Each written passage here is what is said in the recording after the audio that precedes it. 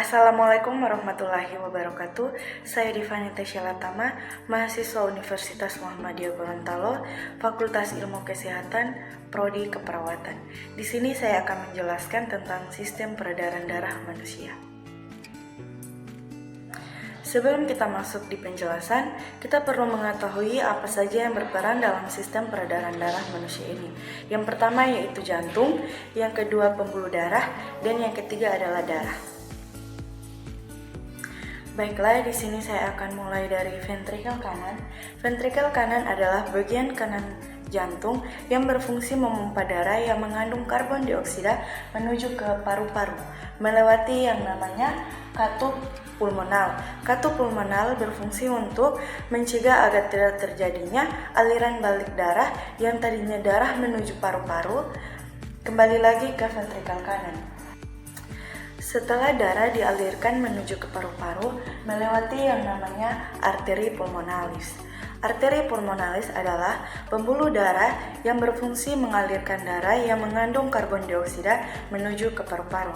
Setelah ke paru-paru, darah melewati yang namanya kapiler. Kapiler ini berfungsi untuk menyaring darah yang mengandung karbon dioksida berubah menjadi darah yang mengandung oksigen. Setelah darah yang mengandung oksigen dialirkan menuju ke atrium kiri melewati yang namanya vena pulmonalis. Vena pulmonalis ini adalah pembuluh darah yang berfungsi untuk mengalirkan darah yang mengandung oksigen menuju ke atrium kiri. Atrium kiri adalah bagian kiri jantung yang berfungsi menerima darah yang mengandung oksigen.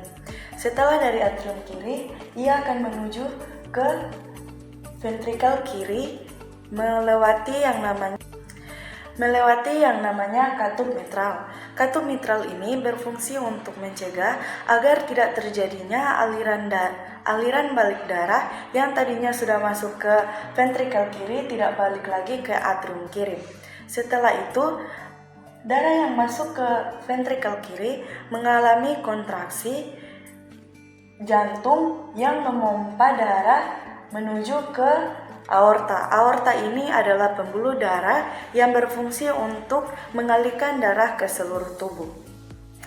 Darah yang dialirkan pembuluh darah aorta ini akan masuk ke seluruh tubuh, yaitu yang pada bagian atas yaitu kapiler daerah kepala, dada dan tangan, dan yang bagian bawah yaitu kapiler daerah perut dan kaki. Setelah itu akan melewati yang namanya vena cava inferior.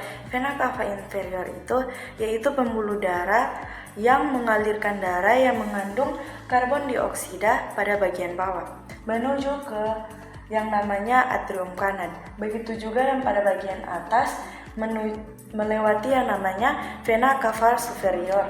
Vena cava superior itu yaitu pembuluh darah yang berada pada bagian atas tubuh mengalirkan darah mengandung karbon dioksida menuju ke atrium kanan. Atrium kanan adalah bagian kanan jantung yang berfungsi untuk menerima darah yang mengandung karbon dioksida. Setelah darah yang mengandung karbon dioksida masuk ke atrium kanan, ia akan menuju ke ventrikel kanan melewati yang namanya katup tricuspidalis. Katup ini berfungsi untuk mencegah agar tidak terjadinya aliran balik darah yang tadinya sudah masuk ke ventrikel kanan tidak balik lagi ke atrium kanan. Begitulah seterusnya pada sistem peredaran darah manusia. Terima kasih, sekian. Wassalamualaikum warahmatullahi wabarakatuh.